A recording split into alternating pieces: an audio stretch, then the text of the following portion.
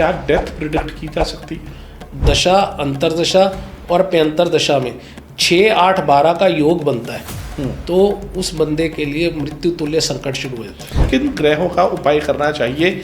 उच्च का करना चाहिए या नीच वालों का करना चाहिए? अगर आपकी औलाद आपके कहने के बाहर है या आपका कहना नहीं मानती, तो केवल और केवल सिंपल एक बात, उनके नहाने के पानी में कच्चा दूध डालिए। लोग लाल किताब से इतना डरते क्यों हैं?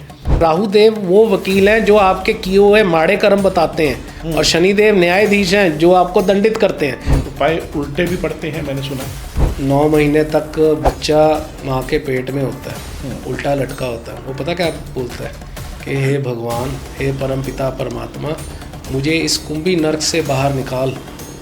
आप मुझे यहाँ से बाहर निकालोगे, मैं बाहर जाके आपका नाम जाप करूँगा और अपने जीवन को सफल करूँगा। पर जैसे ही वो बाहर निकलता है तो माया के जो प्रपंच होते हैं उसे घेर लेते हैं।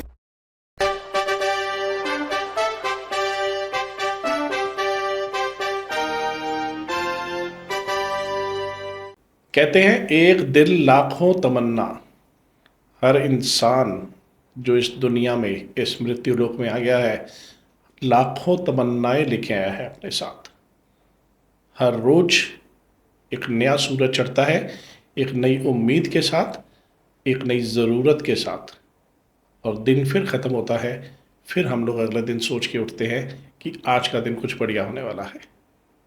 बहुत सारे लोग तो ऐसे हैं जो हर रोज़ सुबह टीवी पे या न्यूज़पेपर पे अपनी राशि पढ़ के अपना दिन शुरू करते हैं कि आज का दिन कैसा होने वाला है। क्या इन चीज़ों का कोई फ़र्क पड़ता है? क्या एक राशि, एक ग्रह हमारे यहाँ लाखों करोड़ों मील दूर बैठे हुए धरती के ऊपर इंसानों को कुछ भी असर करती हैं? इस बारे में आज का डिस्कशन टॉपिक हमारे पास है। और एस्ट्रोलॉजी, जैसे आप सबको पता है कि मेरा favourite topic astrology, vastu, numerology, इन सब चीज़ों में एक अलग ही दुनिया है। और कहते हैं हाथों पे सरसों जमाना मैंने जमा के देखी है। आज लाल किताब एक ऐसी सच्चाई जो लोगों के सामने कई बार आई, कुछ लोगों ने माना, कुछ ने नहीं माना। ये तो सबके अपने अपने मन की बात है।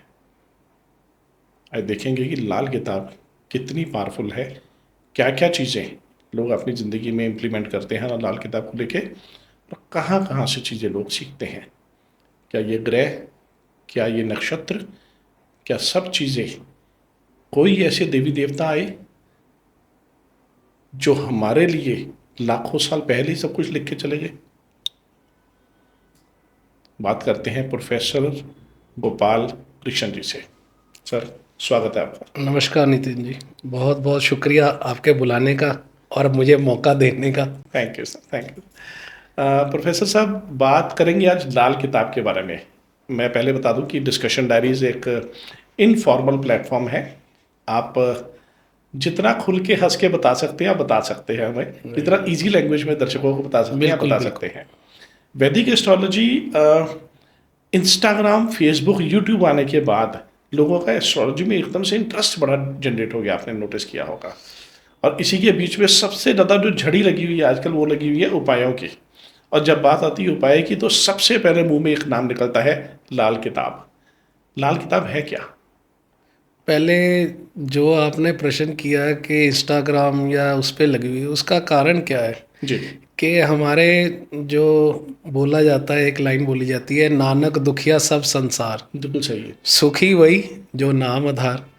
अब दुख तो है ही है, अब हर बंदा यही चाहता है कि मैं जीवन में सुखी हूँ। अब सुखी होने के लिए वो जगह जगह जाता है, मंदिर जाएगा, गुरुद्वारे जाएगा, हमारे लाल किताब के उपाय, वैदिक के उपाय, कुछ भी करेगा। क्यों? देखिए, जैसे आप बैठे हैं, आपका घर परिवार है, आपके बच्चे होंगे, वैसे मेरे भी हैं। हमें अपने बच्चों के कैरियर की टेंशन, किसी को अपना कैरियर बनाना है, किसी को बाहर जाना है, तो हर बंदा कोई ना कोई उपाय सोचता है। सोचता क्या है कि कहीं जाऊं, मेरा काम हल हो जाए। अब जैसे आपने कोई फाइल पास करानी है, गवर्नमेंट डिपार्टमेंट में गए, आपकी फाइल पास नहीं हो रही, तो आप कहीं ना कहीं हाथ पैर मारोगे वही फाइल आगे जाए और मेरी पास हो तो मैं काम आगे बढ़े। और एस्ट्रोलॉजी तो आज की डेट में बहुत बड़ा डिपार्टमेंट बन गया है। वो है ही है, आज से नहीं, ये भगवान राम से, भगवान कृष्ण के ज़माने से है। आप देखो उनके भी तो गुरु थे, गर्ग मुनि, संदीपनी जी, भगवान वशिष्ठ जी, तो ये उनके गुरु हैं। तो उन्होंने तो सब चीज़ पहले ही। अब अगर हम ले रामायण जी की बात करते हैं तो रामचंद्र जी के जो गुरु थे, हम उनको भगवान वशिष्ठ जी बोलते हैं, तो उनको सब कुछ पहले ही ज्ञान था जी। कि ऐसे रामचंद्र जी ने जाना है वनवास में, ऐसे इनके पिता दशरथ जी की मृत्यु होनी है, तो उनको ज्ञान था, तो सब कुछ पहले से ही उनको पता था। और एस्ट्रोलॉजी का मतलब क्या है, ज्योतिष का मतलब क्या है जी। ज्योतिष का मतलब होता है आत्मा का ज्ञान।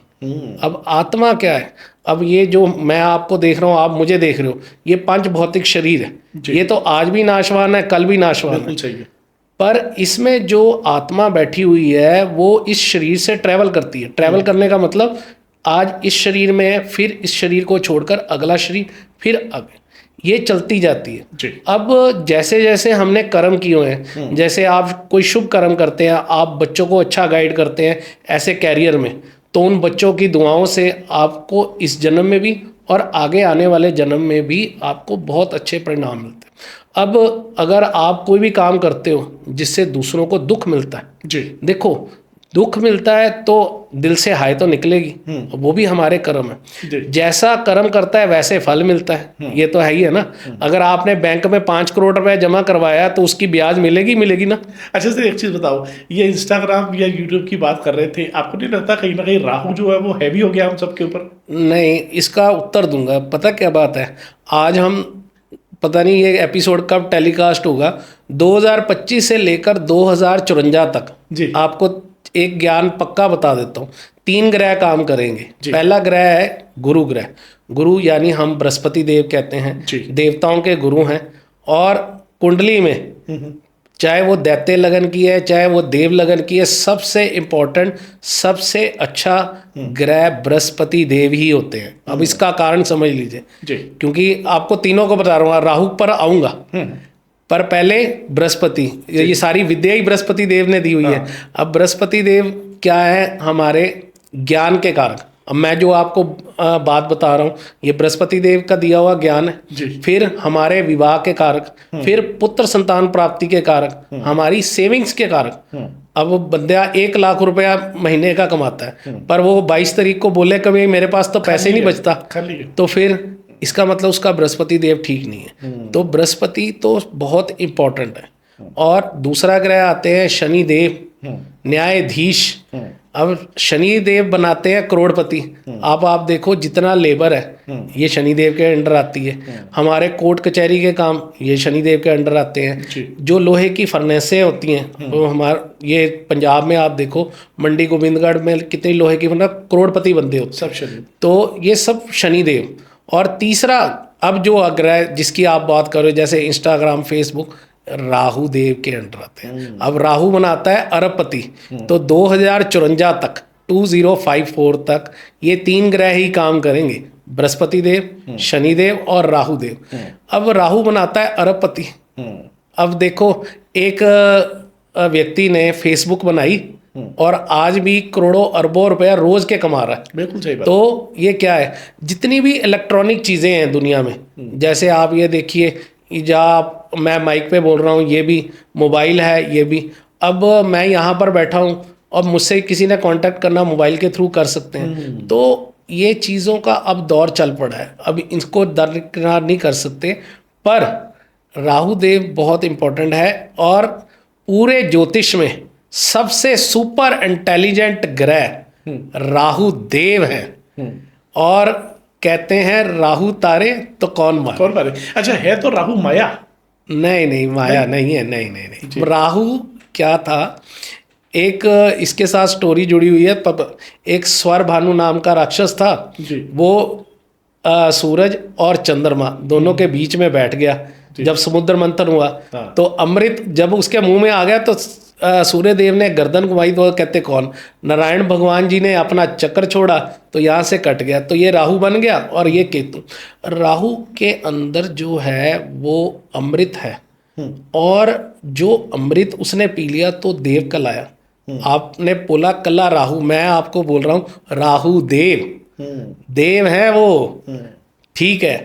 आज बिना राहु देव के आप कुछ कर सकते हो? नहीं। आप और मैं बात कर रहे कोई नहीं कर हैं, सकता। अगर माइक ना चलता हो तो आवाज कैसे जाती? कुछ भी नहीं होगा। तो सारी चीज राहु देव से है। हमें राहु को सुपर इंटेलिजेंट है, इसको यूज करना है। राहु देव को जितना आप अच्छा करोगे, देखो संसार में रहना है, जैसे आप भी संसारी हो, मैं भी ग्रस्त हूँ, तो हमें राहु देव को ठीक रखना चाहिए।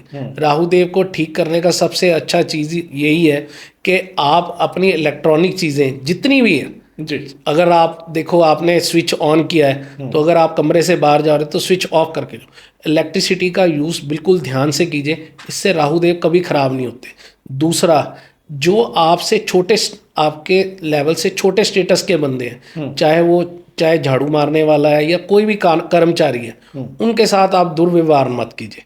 उनकी टाइम से उनको पेमेंट दीजिए, तो राहु देव आपको अच्छे फल देंगे। शनि भी ठीक रहेगा और राहु भी ठीक रहेगा इससे, क्योंकि ये दोनों बिल्कुल क्लोज है। राहु देव क्या है? राहु देव वो वकील हैं जो आपके किए हुए माड़े कर्म बताते हैं, और शनि देव न्यायाधीश हैं जो आपको दंडित करते हैं। वही इस बंदे ने फलाने जन्म में जय कितना सी।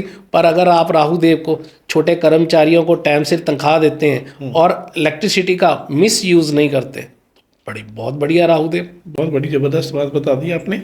आज तक किसी को मालूम नहीं होगा, या मैंने भी सुना नहीं, इतने साल हो गए मुझे भी एस्ट्रोलॉजी पढ़ते हुए, कि राहु देव इलेक्ट्रिसिटी का मिसयूज करने पर भी खराब होते हैं। मेन इलेक्ट्रिसिटी अगर आप ठीक यूज से करते हो तो देखिए आपके राहु कैसे आपको फल देते हैं। मुझे तो जो कुछ दिया है वो राहु देव ने बहुत कुछ दिया है। क्यों? गुरु ने मुझे ज्ञान दिया, गुरु ने मुझे ज्ञान दिया। ये ज्योतिष का ज्ञान गुरु नहीं दिया, उनका हम देना दे नहीं सकते, पर राहु देव ने वहाँ पर पहुँच कराई। अब कोई अमेरिका बैठा है, कोई कनाडा बैठा है, तो उसने मुझसे कांटेक्ट करना है, वो किससे करेगा? मोबाइल से। मोबाइल से वो कॉल करते हैं तो मैं उनसे बात कर पाता हूँ। तो ये राहु देव नहीं पहुँचाया ना, काम मैं गुरु का कर रहा हूँ, पर पहुँच के लिए राहु देव का। कोई भी ग्रह अच्छा नहीं होता, कोई भी माड़ा नहीं होता, हमारी सोच होती है। आप उसी को पॉजिटिव ले सकते हो, उसी को नेगेटिव। बिल्कुल सही बात है। वैदिक एस्ट्रोलॉजी के बारे में आपका क्या विचार है? वैदिक एस्ट्रोलॉजी और लाल किताब। वैदिक एस्ट्रोलॉजी जो है ये हमारे ऋषि मुनियों का दिया हुआ हमें वरदान है, जो सहज भाव से हम प्राप्त हो गया। वैदिक एस्ट्रोलॉजी आप समझिए ना, बीज है, बीज है, बो दिया और उसके ऊपर पेड़ उगने लग गया। उसकी एक टहनी है लाल किताब, न्यूमरोलॉजी, जितने भी है। वैदिक तो हमारे ऋषि मुनियों का दिया वो दिव्य ज्ञान है, जिसका हम देना दे ही नहीं सकते। हम अपने ऋषि मुनियों का जितना धन्यवाद करें वो कम है। अच्छा, फिर प्रोफेसर साहब एक चीज़ बताओ, लोग लाल किताब से इतना डरते क्यों हैं? लाल किताब के बारे में कई भ्रांतियां फैलाते हैं। लाल किताब में ऐसी कोई बात नहीं, उसके जो सारे सिद्धांत हैं बहुत अच्छे हैं। पता क्या बात होती है, अब कोई बंदा, देखिए जैसे आपने, अब हम लुधियाने में बैठे हैं, तो मैंने लुधियाने से न्यू दिल्ली जाना है, तो उसमें ट्रेनें आती हैं। कोई कहता है मैंने वंदे मातरम से जाना है, कोई कहता है मैंने शान पंजाब से जाना है, कोई कहता है मैं नॉर्मल जाना है। अब जिसने जल्दी जाना है वो ये कर लेगा, भाई वंदे मातरम से जाए, जिसने आराम से जाना है वो शान पंजाब से चले जाएगा, कोई दूसरा। ऐसे ही लाल किताब जो है, इनके उपाय करने पर रिजल्ट थोड़े से जल्दी मिल जाते हैं। रिजल्ट मतलब जैसे किसी को 3 महीने में रिजल्ट चाहिए तो लाल किताब फॉलो कर लेता है। अगर वैदिक में थोड़ा सा रिजल्ट लेट मिलता है, पर उसका बेनिफिट बहुत होता है। मैं ना लाल किताब को दरकिनार कर सकता हूँ, ना वैदिक को, दोनों ही बहुत अच्छा है। उसकी ब्रांच ही है, उसका फल है। तो एक ही मतलब पिता है, उसके आगे बच्चे होते हैं, 5 बच्चे हैं, तो उसमें से एक लाल किताब भी है। पराशर ज्योतिष से ही सब कुछ निकला। तो सब ज्योतिष है, सब वैदिक है, वैदिक एस्ट्रोलॉजी सबसे ऊपर है, बिल्कुल, बाकी सब उसकी ब्रांचेस हैं। बिल्कुल है। अच्छा प्रोफेसर साहब एक चीज़ बताएं, क्या उपाय उल्टे भी पड़ते हैं? मैंने सुना है। देखिए, अगर तो जन साधारण के लिए एक सीधी सीधी बात बताऊं, उपाय कोई भी कीजिए, उसमें आपकी मंशा क्या है। मेन मुझे एक बात बताइए, वो परम पिता परमात्मा है, उसको हम कुछ दे सकते हैं? कुछ नहीं दे सकते। नहीं। बनाया हुआ सब कुछ है। वो कहते हैं तन मन धन है, सब कुछ तेरा, तेरा तुझको सौंप के क्या लागे मेरा। सही है। अब आप मुझे एक बात बताओ, अगर आपकी मंशा अच्छी है, अगर अच्छी मंशा से आप कोई उपाय कर रहे हो, कि जैसे आप अपना ये सोचते हैं कि मेरा बेटा फॉरेन में वेल सेटल हो जाए या उसका कारोबार चल जाए, उसके निमित्त आप कुछ दान पुण्य करते हो तो वो कभी माड़ा नहीं। हाँ, अगर आप ईर्ष्या रख के कि मेरा बेटा सक्सेसफुल हो जाए और दूसरे का बेटा रास्ते से हट जाए, तो वो चीज़ माड़ी है। उपाय वही करने चाहिए जिससे सबका भला हो, और उपाय करने से कभी किसी का नुकसान नहीं होता। अरे दान पुण्य करने से आशीर्वाद मिलता है, जी सीधी बात। जी जी जी। अच्छा, उपाय करने कौन से चाहिए? कई ग्रह होते हैं उच्च के, देखिए बड़ा सिंपल सा सवाल है, कई ग्रह होते हैं नीच के। कुंडली में उच्च के ग्रह का कहते हैं कि दान नहीं देना चाहिए, उससे वो वीक हो जाता है। नीच के ग्रह का दान देना चाहिए ताकि वो पीछा छोड़ता रहता है, जो मैंने सुना है। कहाँ तक सच है? किन ग्रहों का उपाय करना चाहिए? उच्च का करना चाहिए या नीच वालों का करना चाहिए? पहले तो कुंडली के बारे में बात बताऊंगा ना, तो आपको समझ में जी। लगेगा। कुंडली में 12 घर होते हैं, और 12 घरों में सबसे ज़्यादा पावरफुल जो होते हैं 1, 5 और 9, इसको त्रिकोण बोलते हैं। जी। और 1, 5, 9 ग्रहों का कभी भी दान नहीं करना चाहिए। अच्छा। आप कोई भी कुंडली खोल लीजिए, आपको पता चलेगा 1st house, 5th house, 9th house, इसको हम बोलते हैं त्रिकोण। जी। पहला घर को हम बोलते हैं लगन, पंचम घर हमारे पेट का, हमारी औलाद का होता है, और 9वां घर हमारे भाग्य का होता है। अगर आप इसका दान पब्लिक में करते हो तो ये ग्रह वीक हो जाते हैं, ये सिद्धांत है। ओके। और अगर देखिए आपको रोग आया हुआ है, रोग मतलब आप शारीरिक तौर से पीड़ित है, तो हम छठे घर का दान करवाएंगे। अष्टम घर में मृत्यु तुल्य संकट आया हुआ है, घर में कोई बंदा है बहुत बीमार है, डॉक्टर से दवाइयाँ लेने पर भी नहीं असर हो रहा, तो हम अष्टम घर का कराएंगे। अगर हमारे कोर्ट कचहरी के काम बिगड़े हुए हैं तो हम 12वें घर का उपाय कराएंगे, उसका दान पुण्य कराएंगे। तो ये देखना पड़ता है किस व्यक्ति की क्या दशा है, क्या अंतरदशा है, ये भी देखना पड़ता है। इसी तरह से अगर बात स्टोन्स की कर लें, है ना, लोग कई उच्च के ग्रह की स्टोन पहनते हैं, कई कुंडली में नीच ग्रह का स्टोन भी पहन लेते हैं, तो ये क्या फर्क है? देखिए इसका उत्तर भी मैंने तकरीबन दे ही दिया। 1, 5, 9 घरों के आप स्टोन्स डाल सकते हो। कोई भी व्यक्ति है 1, 5 और 9 घर, अगर वो पहले घर का स्टोन डालेगा लगन, तो उसका पूरा शरीर मजबूत हो जाता है। पंचम घर के स्टोन डालने से उसकी पेट और औलाद के प्रति जो भी वो सोचता है उसके अच्छे रिजल्ट मिलेंगे। और 9वें घर का स्टोन डालेगा तो उसका भाग्य यानी लक फैक्टर उसका साथ देगा। कई बार हम देखते हैं कोई बंदा एक बार क्लिक करता है तो उसे एक बार में ही हो जाता है, कई बार 9 बार क्लिक करने पर भी उसका काम नहीं बनता, तो ये लक होता है। तो अगर आपने भाग्य का साथ लेना है तो 9वें घर का डालिए। उसमें अगर आप पूछते हो कि कई बार हम स्टोन नीच ग्रहों के भी डाल लेते हैं, अब इसमें थोड़ी सी ये एक आपने गुप्त चीज़ पूछ ली तो भी आज बता देता हूँ। तो क्या है कि कई बार क्या होता है कि हमारे पास कोई बच्चा आया, वो कहता है जी मैंने फॉरेन जाना ही जाना, और हम देखते हैं कि कुंडली में उसकी दशा अंतरदशा भी नहीं है, तो हम मजबूरीवश 12वें घर का स्टोन उसको डलवाते हैं, 12th घर का, क्योंकि 12वां घर विदेश यात्रा का भी होता है जी, खर्चों का भी होता है, विदेश यात्रा हॉस्पिटल का भी होता है, हॉस्पिटल का भी होता है। देखिए नितिन जी आपको तो पूरा ज्ञान है। तो वो स्टोन तब तक डलवाते हैं जब तक उसकी फ्लाइट कंफर्म नहीं होती। जब फ्लाइट कंफर्म हुई तो हमने वो 12वें घर का स्टोन उतरवा देना ताकि उसका नुकसान ना हो। अब ये एक अच्छा ज्योतिषाचार्य ही बता सकता है कि कौन सा स्टोन डालना चाहिए, पर मोटा मोटा मैंने आपको बता दिया, पहला, 5वां और 9वां घर, इसके स्टोन आप डलवाइए, इसमें कभी किसी का नुकसान नहीं हो सकता 2000%। जी। अच्छा प्रोफेसर साहब, आप काफ़ी साल से एस्ट्रोलॉजी की प्रैक्टिस कर रहे हैं, अब तो इनफैक्ट आप प्रोफेसर बन गए और आप ट्रेनिंग भी दे रहे हैं, बहुत सारे लोगों आपसे सीख रहे हैं एस्ट्रोलॉजी के बारे में। आपका एस्ट्रोलॉजी में आना कैसे हुआ? एस्ट्रोलॉजी का शुरू से ही अध्यात्म से जुड़ा हुआ था 1998 से जी। तो 13 वर्ष की आयु में मैंने नामदान ले लिया था। देखिए अध्यात्म में जो गुरु दीक्षा होती है वो एक और ही, शिक्षा गुरु मेरे बहुत सारे हैं, शिक्षा मैंने बहुत तो से ली, पर जो नामदान लिया, नामदान किसको बोलते हैं जिससे भगवान की प्राप्ति होती है, वो गुरु एक ही धारा था, वो अनंतपुर जी महाराज जी हैं, उनसे नाम लिया हुआ। पर शिक्षा गुरु जैसे एस्ट्रोलॉजी के हैं तो वो मैंने बहुत सारे गुरु हैं मेरे, जिनसे मैंने वैदिक सीखी, किसी से लाल किताब सीखी, न्यूमरोलॉजी सीखी, तो आज भी सीख ही रहा हूँ, क्योंकि ये समुद्र है, लाइफ लॉन्ग लर्निंग है, लाइफ लॉन्ग भी है और ये समुद्र है, और इसमें मैं जब आपसे मिला तो मुझे नहीं पता था कि आप इतने ज्ञानी हो और हम तो आपके सामने क्या बोल सकते हैं। नहीं, ऐसा नहीं है। ये तो सबकी अपनी अपनी नॉलेज, सबका अपना अपना प्रैक्टिस है। आप तो काफ़ी साल से इसमें प्रैक्टिस कर रहे हैं। खैर, जो वैल्यू सबसे ज़्यादा आप किस चीज़ की समझते हैं कुंडली में या किसी बंदे की राशि में? क्योंकि लोग आजकल ना राशि देख रहे थे कि मेरी वृश्चिक राशि है, मेरी मीन राशि है, मेरी वृषभ राशि है, तुला राशि है।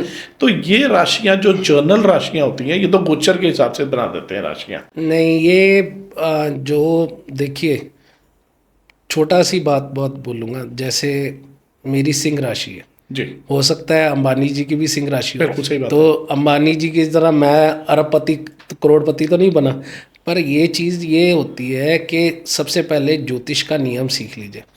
88% लगन काम करता है। लगन किसको बोलते हैं? फर्स्ट हाउस को फर्स्ट हाउस बोलते का हैं। स्वामी। और राशि सिर्फ 12% काम करती है। ये मन की अवस्था बताती है। तो राशि इतना काम नहीं करती, क्योंकि आप देखिए, ऐसे तो देखो, जो हमारी हिंदुस्तान की आबादी है 140 या 150 करोड़ है, जी, तो फिर उसमें जिस राशि का वो बताया होगा, फिर उनके सबके साथ ऐसा होगा? हाँ, ऐसे तो नहीं कुल होता। मिला के राशियां तो 12 है। 750 करोड़ लोग दुनिया में, 12 राशियां तो सारे के सारे। तो हर दूसरा तीसरा इंसान सेम राशि वाला आ गया। बिल्कुल। हर 12वां इंसान तो कम से कम आ ही गया। हाँ, इसमें से सबसे ज़्यादा जरूरी जो होता है ना, ज्योतिष में सबसे ज़्यादा जरूरी लगन को देखा जाता है। जी। क्योंकि लगन क्या है? हमारे सिर के बाल से लेकर पैर के नाखून तक। अच्छा। राशि सिर्फ हमारा हार्ट होती है, हार्ट, जो हमारा मन है, इसको हम राशि बोलते हैं। जी, तो जो 88% है उसको तो हम दरकिनार कर देते हैं। जी, लगन देखना बहुत इंपॉर्टेंट है। अब जैसे फॉर एग्जांपल मैं अपना उदाहरण देता हूँ। जी, अब मेरा मेष लगन है, मेष लगन को 1 नंबर लगन है, और यही काल पुरुष की कुंडली होती है। काल पुरुष की कुंडली किसको बोलते हैं? लाल किताब में सिर्फ एक ही लगन माना जाता है, 1 नंबर लगन। जबकि वैदिक में और लाल किताब में सिर्फ यही अंतर है। वैदिक वाले के हर लगन फर्क होगा, 1 नंबर से लेकर 12 नंबर तक लगन होते जी। हैं। जैसे मेष लगन होता है, वृष लगन होता है, मिथुन लगन होता है। पर लाल किताब में केवल और केवल एक ही लगन माना जाता है, मेष लगन। अब मैं अगर अपनी जिद्दे, वैसे तो जो अच्छा जोशी होता है वो कभी अपनी कुंडली नहीं देखता। मैं भी अपनी कुंडली जो है वो अपने गुरु से ही दिखाता हूँ। क्योंकि इसका कारण समझिए, जी। एक बहुत अच्छा सर्जन है, सर्जन डॉक्टर है, वो सर्जन है, तो वो देखो, वो दुनिया के कितने ऑपरेशन कर देगा, पर किसी वक्त उसको खुद को जरूरत पड़े तो वो अपना ऑपरेशन नहीं कर सकता। इसका मतलब यह है कि हलवाई अपनी मिठाई नहीं खाता, डॉक्टर अपना इलाज बिल्कुल। नहीं करता। मैं अपनी कुंडली भी दिखाने मैं अपने गुरु के पास जाता हूँ, उनका दिया हुआ ये आशीर्वाद है। ये गुरु परंपरा से चली आ रही है विद्या, और हमेशा यही कोशिश करनी चाहिए। अगर खुद भी बंदा ज्योतिषी है तो उसको भी अपने गुरु से ही ज्ञान मिला Of course, है, और ऐसा है। हमें तो जो ज्ञान प्राप्त हुआ है गुरु से ही प्राप्त हुआ है, और हम अपने गुरुओं का देना दे नहीं सकते। अच्छा प्रोफेसर साहब, जैसे मैं कह रहा था कि हलवाई अपनी मिठाई नहीं खाता, डॉक्टर अपनी दवाई नहीं खाता, एस्ट्रोलॉजर अपना कुंडली खुद नहीं देखता, क्या पर्सनल बेनिफिट लेता है? नहीं, पर्सनल बेनिफिट्स तो बहुत कुछ हुए हैं। देखिए, जब से मैंने एस्ट्रोलॉजी की है तो भगवान की कृपा से किसी चीज़ की कमी नहीं आई। जी, क्योंकि एस्ट्रोलॉजी भी आपको भगवान से जोड़ती है। और देखिए, मनुष्य तन पाया है तो उसका मेन मकसद तो भगवान को पाना ही होता है। सही बात है। देखो, 9 महीने तक बच्चा माँ के पेट में होता है, उल्टा लटका होता है। वो पता क्या बोलता है कि हे भगवान, हे परमपिता परमात्मा, मुझे इस कुंभी नर्क से बाहर निकाल। आप मुझे यहाँ से बाहर निकालोगे, मैं बाहर जाके आपका नाम जाप करूँगा और अपने जीवन को सफल करूँगा। पर जैसे ही वो बाहर निकलता है तो माया के जो प्रपंच होते हैं उसे घेर लेते हैं, और सही वो बात ये है। भूल जाता है। और ज्योतिष जो है वो भगवान से जोड़ने का ही तरीका है। देखिए, ज्योतिष में आता क्या है, ग्रह 9 हैं, पर देखिए उनके जो उपाय हैं वो भी आप भगवान के सामने ही जाके करते हैं। जैसे समझ लीजिए, मैंने चंद्रमा का उपाय देना है, तो चंद्रमा का मैंने उपाय बताया कि भोलेनाथ पर कच्ची लस्सी जाके चढ़ाएगी, तो वो भी तो एक इबादत ही हुई। तो भगवान के सामने हम प्रेयर ही कर रहे हैं, भगवान को ही चढ़ा रहे हैं। तो ये सारा कुछ ज्योतिष जो है ये भगवान से जुड़ने का ही तरीका है। और इस दुनिया में जो भी हमारी इच्छाएं पूरी होती हैं वो भगवान की मर्जी से ही पूरी होती हैं, और भगवान को रिझाने का ही तो तरीका है। अच्छा, एस्ट्रोलॉजी सीखने का फायदा है? आप यंग जनरेशन को कहते हैं कि एस्ट्रोलॉजी सीखी? देखिए जी, एक बहुत इम्पोर्टेंट कैरियर है एस्ट्रोलॉजी, जो आज आप, मेरे जो पढ़ाए हुए स्टूडेंट हैं विनयपेग में हैं, ब्रैम्पटन में हैं, आप मानेंगे, मेरे पास एक स्टूडेंट आते हैं, बहुत ही, उनका नाम नहीं बताऊंगा, वो लॉयर हैं, मुंबई से आते हैं स्पेशल पढ़ने के लिए। और एक एमडीएस है, एक बीडीएस होते हैं दांत के, एक उससे ऊपर डिग्री होती है एमडीएस, वो भी डॉक्टर हैं, वो मुझसे पढ़ने आते हैं एस्ट्रोलॉजी। वो कहते हैं हमें बहुत अच्छा लगता है। तो एस्ट्रोलॉजी ऐसे कैरियर बहुत अच्छा है। क्यों? एस्ट्रोलॉजी की जो आगे ब्रांचेस अब चली पड़ रही हैं, जैसे आपने बहुत सारे चैनल्स पे देखा होगा, इंस्टाग्राम, फेसबुक पे, न्यूमरोलॉजी हो गई, वास्तु हो गया। अब मानिए, अब किसी ने छोटा सा घर भी बनाना है तो एस्ट्रोलॉजी में वास्तु का बहुत बड़ा सहयोग है। जिस बंदे को एस्ट्रोलॉजी नहीं आती उसको वास्तु का कुछ भी नहीं पता। अब एस्ट्रोलॉजी आती है तो वास्तु का भी ज्ञान होगा। अब जैसे मैं आपके ऑफिस में आया तो आपकी चेयर के पीछे मैंने देखा 2-3 बैग्स पड़े थे जी। तो 2-3 बैग्स पड़े होने के बाद मुझे क्या पता लगा कि आपकी जो बैक है उसमें प्रॉब्लम आएगी। आपका जो बैक होती है उसको स्ट्रांग होना चाहिए। अब जैसे आपकी कुर्सी है, कुर्सी के पीछे जो भी सामान पड़ा होगा उससे हमें ये पता लग जाता है कि इस बंदे की बैक कैसी है, इसका बैकग्राउंड कैसा है। तो वास्तु का बहुत बड़ा है। और वास्तु कहाँ से मिलता है? हमारे एस्ट्रोलॉजी से, वैदिक से ही। क्योंकि मेजर जो 4 दिशाएं हैं, और 4 दिशाओं के हिसाब से जब हम देखते हैं तो वो वैदिक से ही पता लगता है जी। उसकी सब जो डायरेक्शंस है वो वक्री बात है, पर मेन जो 4 दिशाओं को अगर हम बैलेंस कर लेते हैं तो घर का वास्तु ठीक हो जाता है, तो उसका आनंद ही कुछ और है। अब सारा दिन बंदे ने काम करके घर ही वापस जाना होता है। अगर वो घर जाता है और घर जाके उसकी बीवी या उसके बच्चे सीधे मुंह बात ना करें तो बंदा कहेगा मैंने किस चीज़ के लिए काम कर रहा हूँ। तो उसमें वास्तु आता है। तो वास्तु की एक जो ये शाखा है ये एस्ट्रोलॉजी से ही तो निकली है। तो एस्ट्रोलॉजी तो बहुत बड़ी चीज़ है। आप देखो, इतने बड़े बड़े एस्ट्रोलॉजर किसको बोलते हो आप? जोशी किसको बोलते हो? पहले ये समझो, astrologer is a combination of doctor plus teacher. एक अच्छा जोशी किसको बोलते हो? जो एक अध्यापक का भी रोल अदा कर रहा है और एक डॉक्टर का भी। कैसे? जैसे एक अध्यापक हमें गाइड करता है जीवन के, हमें कोई सब्जेक्ट नहीं समझ आता, हम अपने बच्चों को स्कूल कॉलेज क्यों भेजते हैं? वहाँ पर एक अध्यापक है, एक गुरु है जो हमें गाइड करता है। अब हम डॉक्टर के पास क्यों जाते हैं? अगर हमें कोई पेट की समस्या है, सिर की समस्या है, किसी भी चीज़ की समस्या है तो हम एक डॉक्टर या वैद्य के पास जाते हैं। और एक अच्छा एस्ट्रोलॉजर एक टीचर की तरह हमें गाइड करता है और एक अच्छे डॉक्टर की तरह हमारा इलाज करता है। इसको बोलते हैं एस्ट्रोलॉजर।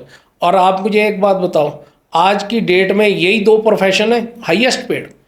एक बच्चे की कितनी हम ट्यूशन भरते हैं, अच्छे से अच्छे स्कूल में डालते हैं, कितनी फीस भरते हैं माता पिता। अच्छा, डॉक्टर की फीस जितनी मर्जी हो तो आप बार्गेन करते हो? नेवर। डॉक्टर अगर 1100 रुपये फीस रखी है या 2100 है या 3100 है या 500 है, आप पूरी कहते हो। आप ये बोलोगे डॉक्टर साहब मुझे बस ठीक करो, जितनी फीस लेनी लो। और एस्ट्रोलॉजर उससे भी ऊपर आता है। It is a combination of teacher plus doctor. और आपको जान के हैरानी होगी, हमारे पास दुनिया के बढ़िया से बढ़िया डॉक्टर, बढ़िया से बढ़िया टीचर एस्ट्रोलॉजी के बारे में पूछने आते हैं और सीखते भी हैं। और ये सबसे बड़ा सत्य है, क्योंकि इसको दरकिनार किया ही नहीं जा सकता। क्या डेथ प्रिडिक्ट की जा सकती है? डेथ प्रिडिक्ट की जा सकती है, पर ये हमारे ज्योतिष में हमें जब सिखाया जाता है तो हम किसी की प्रेडिक्शन नहीं करते, बल्कि उसको संकेत दे सकते हैं। वैसे सीधा सिद्धांत है, मैं कोई गोलमोल बात नहीं करूँगा। जो 8वां घर होता है वो ज्योतिष में वो इसी चीज़ का होता है, मृत्यु का। और जहाँ मृत्यु है वहाँ पर ही जीवन है। जीवन और मृत्यु का वहीं पर है। वैसे तो देखा जाए, अगर आपने ये वर्ड पूछा है, पहले मृत्यु समझो है क्या चीज़। जी। मृत्यु क्या चीज़ है? मृत्यु कभी होती ही नहीं। मृत्यु जैसी कोई चीज़ है ही नहीं। आत्मा अविनाशी है। और जो ये 5 भौतिक शरीर है ये तो छोड़ना पड़ेगा ही। ये तो जो सामने बैठा है इंसान उसका भी छूटना है। मैं एस्ट्रोलॉजर होके मुझे भी पता है कि एवरीबॉडी तो जाता ही है, पर 8वें घर से हम देखते हैं जब ज्योतिष में जब दशा, अंतरदशा और प्यंतर दशा में 6, 8, 12 का योग बनता है तो उस बंदे के लिए मृत्यु तुल्य संकट शुरू हो जाता है। अच्छा, मेडिकल एस्ट्रोलॉजी बड़ी फेमस हो गई आजकल। बिल्कुल है, ये सत्य है। मेडिकल एस्ट्रोलॉजी बिल्कुल सत्य है। और ये निकली कहाँ से?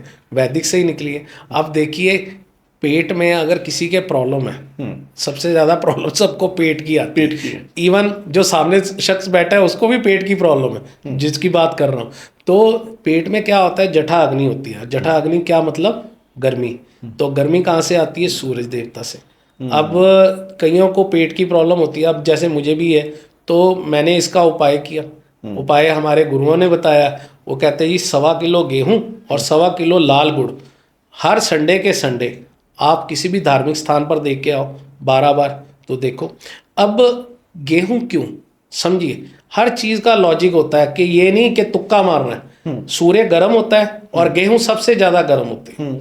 तो गेहूं दिया सूरज का, लाल, सूरज लाल ही होता है, अगर आप देखो लालिमा लिए होता है। तो लाल गुड़ हमने दिया, और कहाँ दिया, धार्मिक स्थान पर दे के आया 12 बार। अब इसमें न्यूमरोलॉजी लगा ली। न्यूमरोलॉजी कैसे लग गई, 1 और 2, उसका टोटल आ गया 3। तो गुरु का भी हमें आशीर्वाद मिल गया। तो इससे ये मेडिकल एस्ट्रोलॉजी बन गई। देखिए, अब किसी को आंखों की प्रॉब्लम है, किसी के लंग्स में प्रॉब्लम है, तो छाती किसके अंडर आती है, चंद्रमा के। तो हम उसको चंद्रमा का उपाय कराएंगे। लीवर की प्रॉब्लम आ रही है तो हम मंगल का उपाय कराएंगे। अगर बेल्ट से नीचे जैसे घुटनों में, गोड्डों में प्रॉब्लम आ रही है तो हम उसको शनिदेव का उपाय कराते हैं। तो हर चीज़ का कारण है मेडिकल एस्ट्रोलॉजी। तो है ये हमारे बारे में ही तो ज्ञान है। एस्ट्रोलॉजी किसका ज्ञान है, सबका अपने हमारे, शरीर का, इसी शरीर का है। हाँ, इसी शरीर का पूरा। अच्छा, आपने तो हजारों कुंडलियां देखी, कोई ऐसी कुंडली भी देखी जो संपूर्ण कुंडली हो? आज तक ऐसी कोई कुंडली बनी नहीं संपूर्ण। जो बंदा आता है उसने जाना है। अब आप देखिए, हमारे जो भगवान है, भगवान श्री राम जी, भगवान श्री कृष्ण जी, अब इनका जीवन देखिए, इनकी सारी कुंडलियाँ मिलाई हुई हैं, सब कुछ पता है, पर इनको भी तो दुख देखना पड़ा है। ये क्या कुंडली क्या है, कुंडली आप समझिए जैसे दिन और रात होता है, वैसे ही हमारा जो जीवन है, हमारा जो पंच भौतिक शरीर है, ये हमें क्यों मिला, ये सुख और दुख की मिट्टी से बना हुआ है।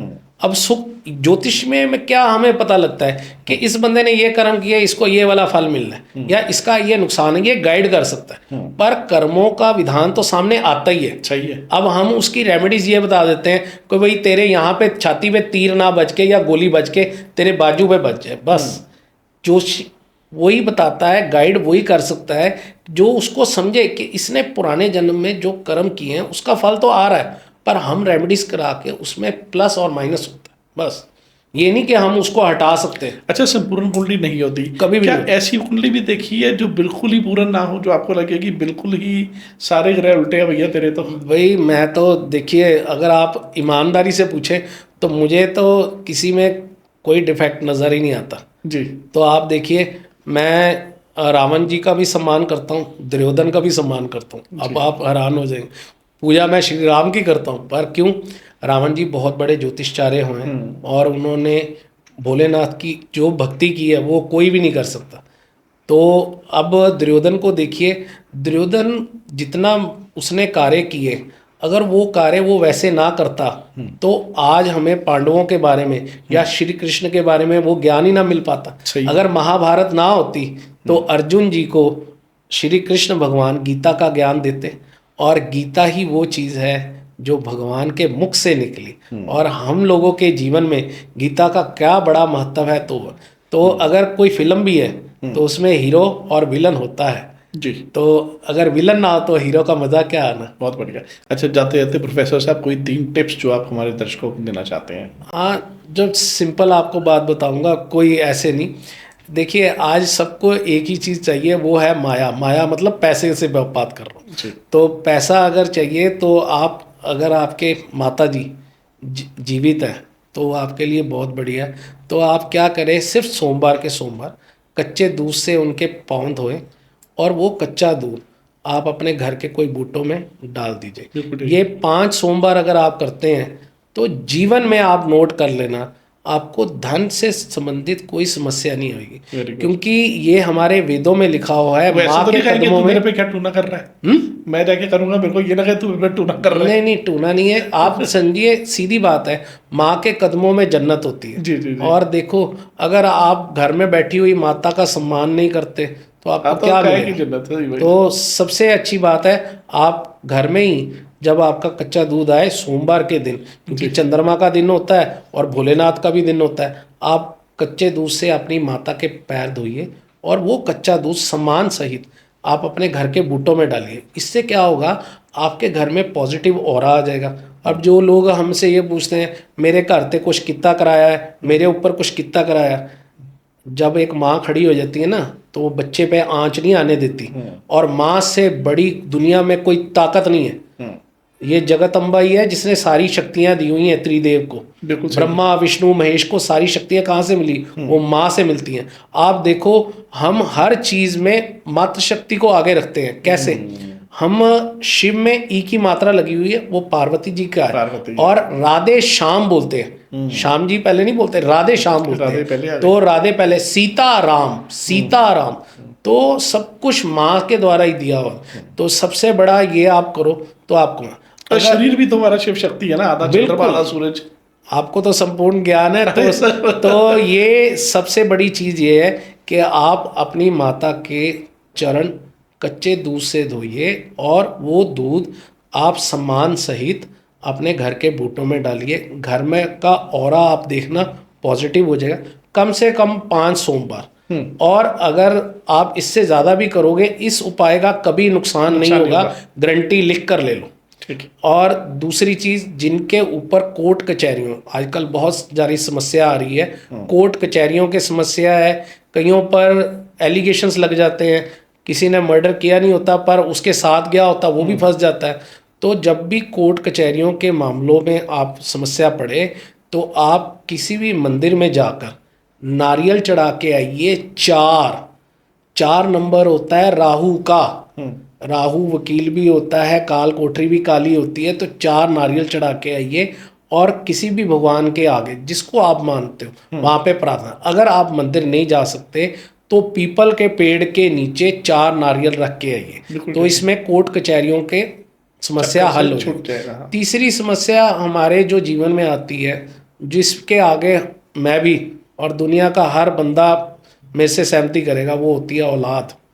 औलाद से कोई बंदा जीत नहीं सकता। हम 100 बंदों से लड़ सकते हैं, पर जब हमारी औलाद का सवाल आता है ना तो हम हार जाते हैं। तो अगर आपकी औलाद आपके कहने के बाहर है या आपका कहना नहीं मानती, तो केवल और केवल सिंपल एक बात, उनके नहाने के पानी में कच्चा दूध डालिए। अब कच्चा दूध डालने से क्या होगा? बच्चों के नहाने के पानी में, बच्चों के नहाने में आप बाल्टी में डाल दीजिए, कोई भी है तो वो अपने आप जब भी नहाए। अगर घर का और कोई सदस्य नहा लेगा तो उससे नुकसान नहीं। कच्चा दूध बहुत अच्छी चीज़ है, सबसे पवित्र माना जाता है। कच्चे दूध से नहाने से बच्चे जो है आपका कहना मानना शुरू, पर एक दिन से नहीं होगा कि आपने आज डाला, लगातार 43 दिन डालिए। अगर उसके आगे भी डालते रहेंगे तो आप देखिए कितना फ़र्क पड़ता है। इसका तो वैसे भी बड़ा फायदा है, कहते हैं दूधो नहाओ पूतो फलो। बिल्कुल। तो कच्चे दूध, ये जो उपाय है ये कोई भी कर सकता है और कभी भी इनका नुकसान नहीं होगा। तो आपकी धन की समस्या सॉल्व होगी, कोर्ट कचहरी के चक्कर सॉल्व हो गए, और सबसे बढ़िया औलाद। तो देखिए ये बिना पैसे वाले उपाय हैं, पर इनका रिजल्ट 2000% है। करके देख लीजिए और मिलेगा ज़रूर। और कोई ऐसे भी चीज़ें हैं जो आप लोगों को कहना चाहते हैं कि अवॉइड करना चाहिए?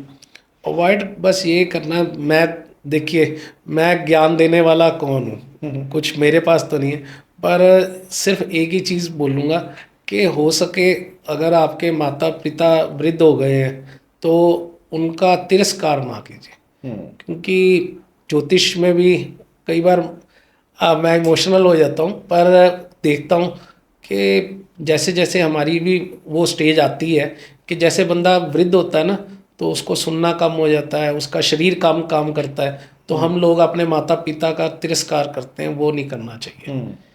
अपने माता पिता का जो तिरस्कार नहीं करता उसके सारे ग्रह ठीक हो जाते हैं। क्यों? पिता सूर्य का कारक है और माता चंद्रमा का, और इनको ही राजा रानी कहा जाता है। और अध्यात्म में भी अगर आप जाइए, डिटेल में जाइए, तो जिस बंदे ने भी अपने माता पिता की इज्जत की है उसने को दुनिया का सारे सुख मिले। लोक भी उसका सुधर गया, परलोक भी सुधर गया।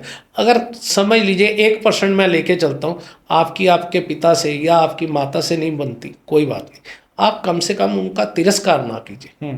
अगर नहीं बुलाना कोई बात नहीं, पर तिरस्कार मत कीजिए। मुंह से अपशब्द बोलने पर आपका चंद्रमा और सूर्य खराब हो जाए, और जिसका सूर्य और चंद्रमा खराब हो गया कोई फायदा नहीं। मन का कारक कौन है? चंद्रमा। हमारी आत्मा का कारक सूर्य। तो इन दोनों ग्रह खराब हो गए तो क्या करोगे? बिल्कुल सही बात। बस इतना। बहुत बढ़िया सवाल है, आपके साथ बात करते रहे और आगे भी डिस्कस करेंगे। अगली बार आपको फिर से बुलाएंगे और डिस्कस करेंगे और ऐसे टिप्स के बारे में, ताकि बहुत सारी चीज़ें जो है वो लोगों तक इस ज्ञान को जो है वो पहुंचाया जा सके। बहुत बहुत धन्यवाद। शुक्रिया नितिन जी, शुक्रिया जी। तो दोस्तों, ये थे हमारे साथ प्रोफेसर गोपाल कृष्ण जी, अदिति एस्ट्रोविजन, पखवाल रोड, लुधियाना से। बहुत अच्छी प्रैक्टिस है इनकी। अगर आप हॉरोस्कोप डिस्कस करना चाहते हैं, वास्तु करवाना चाहते हैं, या आप एस्ट्रोलॉजी सीखना चाहते हैं, तो आप प्रोफेसर साहब से जो है वो संपर्क कर सकते हैं। और बहुत लोग हैं जो बहुत थैंकफुल होते हैं इनका हर बार के लिए, क्योंकि बहुत लोगों की ज़िंदगियाँ संवारी हैं इन्होंने। और मैं थैंकफुल होता हूँ आपका, क्योंकि आप लाइक करते हो हमारा प्रोग्राम जिसका नाम है डिस्कशन डायरीज, अपना बिगुल यहाँ बजाएं। बहुत बहुत धन्यवाद आप लोगों का देखने के लिए, वॉच करने के लिए, लाइक करने के लिए, सब्सक्राइब करने के लिए और शेयर करने के लिए, और ख़ास करके बहुत बढ़िया बढ़िया कमेंट करने के लिए बहुत बहुत धन्यवाद। Thank you very much, love you all, bye bye.